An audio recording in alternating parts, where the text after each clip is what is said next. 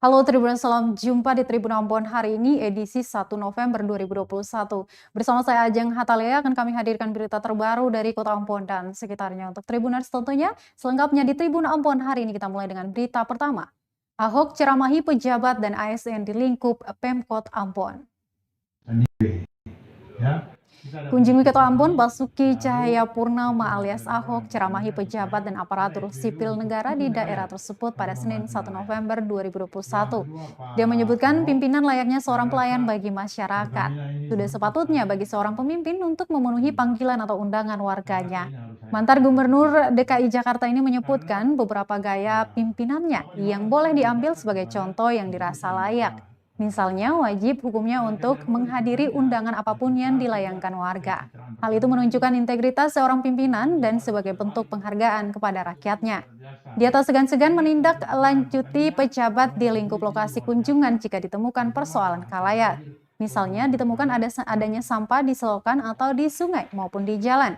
Maka langsung ditindak tegas pejabat yang dari lingkungan terlengkup tersebut paling rendah hingga yang paling tinggi. Dia mengingatkan bagi pejabat publik jangan takut untuk kehilangan jabatan. Menurutnya, jabatan hanya titipan Tuhan. Aku udah nyesel nggak bisa balik lagi kan. Nah, kayak sekarang saya jadi komod. Saya eksekusinya ada di direksi. Kalau kita bisa kerja cepat, kita mulai semua cepat. Nah, saya cuma berharap seperti itu. Bapak Ibu harus sadar ketika ada jabatan di depan atau sudah diambil dari kita, Anda mau minta nangis pun nggak bisa lagi. Ini adalah mesti ada amanah atau anugerah, itu kita lakukan. Saya kira itu yang bisa saya bagikan. Kalau mau tanya yang lain silakan. Ya. Terima kasih Pak. Dari jalur tengah Pak PNP ya. Kalau langsung aja nggak apa-apa kok. Nggak usah malu-malu, nggak usah muter-muter. Langsung aja. Baik, selalu didengungkan ada pejabat yang tiba-tiba ada istilahnya Jumat. Pas masuk sini ternyata udah ganti pejabatnya.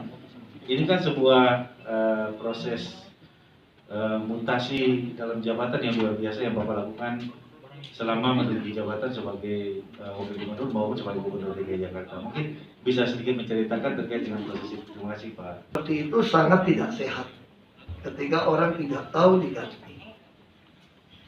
Yang saya lakukan bukan di ujung seperti itu. Sebetulnya saya sudah bikin sebuah aturan main. Anyway, ya kita ada punya TPI, lalu itu mau bilang. Tribuners, kita ke berita lain. Kejari Ambon tutup kasus gedung MIPA Unpati. Nale sebut ada hutang sebanyak 4 miliar rupiah. Kasus dugaan korupsi pembangunan gedung Fakultas MIPA dan Marine Center University of Patimura Ambon resmi ditutup Kejaksaan Negeri Ambon. Menurut Kejari Ambon, Dian Frisnale, penutupan kasus menyusul belum ada penyelesaian pembayaran kepada kontraktor pengerjaan senilai 4 miliar rupiah. Sehingga kerugian yang diklaim mencapai 113 juta rupiah dari spek yang dikerjakan tidak terhitung. Dia melanjutkan masih ada kendala administratif sehingga pembayaran kepada kontraktor asal Aceh itu belum terselesaikan. Diketahui Tribuners, kontraktor yang menangani pembangunan gedung perkuliahan itu yakni PT Bumi Aceh Citra Persada diwakili kontraktor Michael Hendrik Ong. Meski begitu, Nale memastikan jika ditemukan bukti baru, maka kasus dengan nilai proyek 60,9 miliar rupiah itu akan dibuka kembali. Antara tim ahli dari pihak kejaksaan dan juga tim ahli dari pihak 100 sekian juta. Terus pertanyaan kedua, apakah kemudian dihentikan kasus ini karena tidak ada tekanan dari eksternal atau kemudian intervensi lainnya, karena memang kita tahu bahwa beredarnya video. Perkara ini masih ada dana sebesar 4 miliar lebih yang belum dibayarkan kepada pihak kontraktor. Dengan demikian, pada kesimpulan ekspos tersebut, terhadap penanganan kasus tersebut sementara dihentikan, dan apabila di kemudian hari ada bukti baru akan dibuka kembali. Jadi inti dari penanganan perkara tersebut masih ada dana 4 miliar yang merupakan hak dari pihak ketiga yang melakukan pekerjaan, sedangkan Temuan dari tim hanya 600 sekian juta, 631 juta sekian. Sedangkan dana dari rekanan yang belum rekanan terima adalah 4 miliar 145 juta. Dengan demikian perkara ini untuk sementara dihentikan dan akan dibuka kembali apabila ada bukti baru. Ya, itu berdasarkan hasil perhitungan ahli dari ahli konstruksi. Masih dari Kota Ambon, Tribuners, bayar angkot pakai barcode, Rustam Latupono sebut belum saatnya. Wakil Ketua DPRD Kota Ambon Rustam Latupono menilai belum saatnya Kota Ambon menerapkan pembayaran angkot menggunakan sistem barcode. Menurut Rustam, kebijakan tersebut belum bisa mengakomodir semua kepentingan masyarakat. Salah satunya yakni tidak semua masyarakat memiliki telepon genggam berbasis Android. Selain itu, para pengguna angkot juga rata-rata berasal dari masyarakat ekonomi kelas menengah ke bawah. Menurut Latupono, sebelum kebijakan itu diberlakukan, seharusnya diadakan survei publik terlebih dahulu.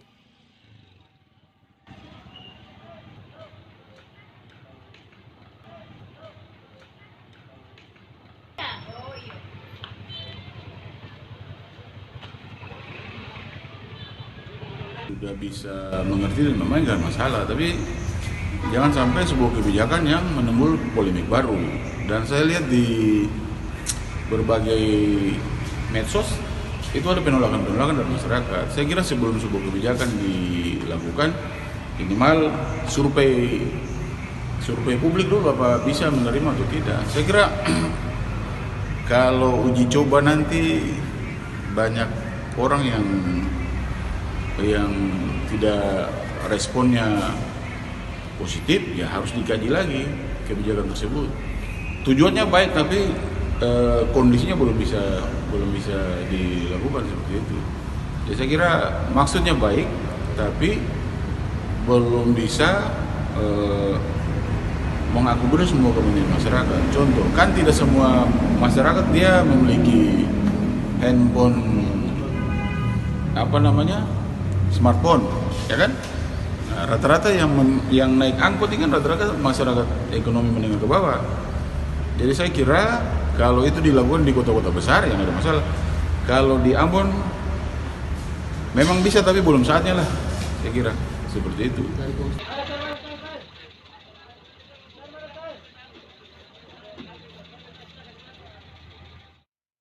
Baik, Tribuners, kita ke berita olahraga. Maluku kirimkan 33 atlet berlaga di Peparnas ke-16 di Papua. Pemerintah Provinsi Maluku melepaskan 33 atlet untuk bertanding pada Pekan Paralimpiade Nasional atau Peparnas ke-16 2021 di Papua pada Jumat 5 November 2021 mendatang. Gubernur Maluku Murad Ismail dalam sambutannya yang dibacakan pelaksana harian Sekretaris Daerah Maluku Satlile menyampaikan, para atlet penyandang disabilitas itu merupakan patriot olahraga yang siap mengharumkan nama tanah raja-raja di kancah nasional. Menurutnya, dilihat dari rekam jejak para atlet ini, Maluku telah membuktikan keikutsertaannya baik di tingkat nasional maupun internasional. Sebut saja atlet Paralympic Games yakni Adios Astan dan Alvin Sesa yang baru kembali dari Tokyo setelah bertanding di ajang tersebut. Dia meminta agar para atlet ini selama bertanding terus menjaga sportivitas dan tidak merasa berkecil hati dengan segala keterbatasan fisik yang dimiliki. Diketahui Tribuners, 33 atlet ini akan berlaga pada 6 cabang olahraga yakni tenis meja, bulu tangkis, renang, atletik, catur, dan menembak. Para atlet Paperdas ini akan diberangkatkan dari Ambon atau telah diberangkatkan menuju Makassar pada hari Senin tadi dan tiba di Papua pada Selasa 2 November 2021. Mereka menjalani klasifikasi dan keabsahan sebelum mulai bertanding di arena mulai 6 hingga 13 November 2021. Setidaknya 1.958 atlet dari 34 provinsi akan bertanding dalam pesta olahraga tersebut. Bertempat di Aula Dispora Provinsi Maluku. Saya atas nama Gubernur Maluku mengukuhkan saudara-saudara sebagai kontingen Maluku untuk Pekan Paralimpik Nasional ke-16 tahun 2021 di Provinsi Papua dengan rincian 33 atlet dan 15 ofisial untuk cabang olahraga atletik, tenis meja, renang, bulu tangkis, catur, dan menembak. Persembahkanlah ya Tuhan Yang Maha Esa memberkati jeri juang saudara-saudara. Sekian. Sementara itu, Tribuners, Pemprov Maluku janji berikan bonus secara adil bagi atlet berprestasi di ajang Peparnas ke-16. Pemerintah Provinsi Maluku berjanji akan memberlakukan prinsip keadilan tanpa ada diskriminasi terhadap atlet Pekan Paralimpiade Nasional atau Peparnas ke-16 2021. Hal itu disampaikan pelaksana harian Sekretaris Daerah Maluku Satlile merespon permintaan Ketua Nasional Paralympic Komite Maluku Adios Astan di acara pengukuhan dan pelepasan kontingen NPC Provinsi Maluku menuju Peparnas ke-16 2021. Dia menegaskan pemberian bonus bagi para atlet berprestasi di Peparnas ke-16 tidak ada bedanya dengan yang diberikan Pemprov Maluku bagi atlet PON ke-20. Diberitakan sebelumnya, Tribuners, Adios Astan meminta pemerintah Provinsi Maluku untuk memberlakukan prinsip keadilan tanpa diskriminasi terhadap para atlet disabilitas itu. Diskriminasi yang disebutkan Adios yakni dalam hal pemberian bonus maupun peningkatan keahlian dan prestasi para atlet disabilitas baik di tingkat nasional maupun internasional. Dia menuturkan para atlet telah mempersiapkan diri dengan berlatih selama 6 bulan untuk mengikuti ajang kompetisi yang menyerupai Pekan Olahraga Nasional bagi atlet penyandang disabilitas di Indonesia itu. Pada PON 20 berapa kemarin 20 dengan Peparnas 16. Kami tegaskan bahwa pemerintah provinsi tidak akan melakukan tindakan diskriminasi terhadap para atlet yang berprestasi, baik disabilitas, dan akan melakukan Peparnas 16 maupun dengan penghargaan yang diberikan kepada atlet berprestasi pada PON. Kita perlakukan sama. Siap mengikuti Peparnas 16 berjumlah 33 orang yang terbagi ke dalam 6 cabang olahraga, masing-masing tenis meja, bulu tangkis, renang, atletik. Tribuners, berita terakhir ini dari Kabupaten Buru, suplai BBM dinilai salah sasaran. Mahasiswa di Buru desak Pertamina evaluasi APMS dan SPBU. Puluhan mahasiswa serbu kantor Pertamina cabang Namelea menuntut badan usaha milik negara itu segera mengevaluasi penyaluran BBM bersubsidi oleh agen premium minyak solar atau APMS dan stadion pengisian bahan bakar umum atau SPBU.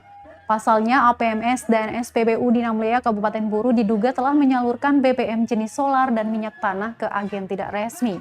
Ketua HMI Cabang Namelea, Adirwan M. Sowakil, kepada tribunambon.com mengatakan penyaluran BBM bersubsidi yang tidak tepat sasaran menyebabkan kelangkaan BBM. Untuk itu, selain kepada Pertamina, mahasiswa juga mendesak kepolisian menindak APMS dan SPBU yang diduga menyalahi aturan. Termasuk Dinas Perindustrian dan Perdagangan Kabupaten Buru segera menyikapi persoalan tersebut agar tidak lagi terjadi kelangkaan solar dan minyak tanah. Selain itu, Tribuners, mahasiswa juga meminta DPRD Kabupaten Buru turun tangan dalam mengatasi persoalan tersebut. Menanggapi aksi itu, Manajer Pertamina Cabang Namelea Asep Supriyanto mengatakan tuntutan aksi diterima untuk dipelajari terlebih dahulu, nanti akan ditindaklanjuti. Kami bukan pencuri.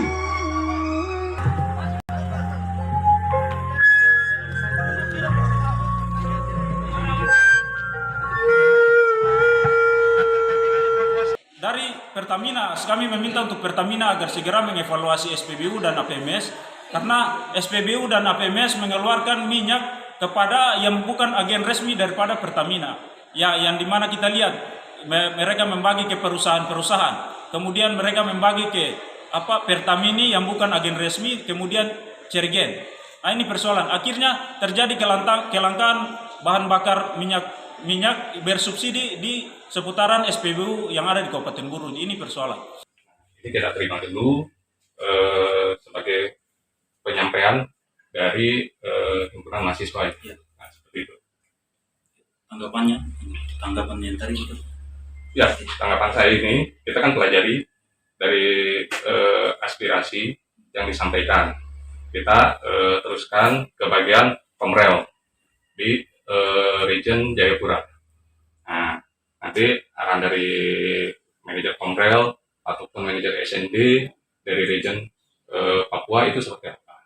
Itu aja.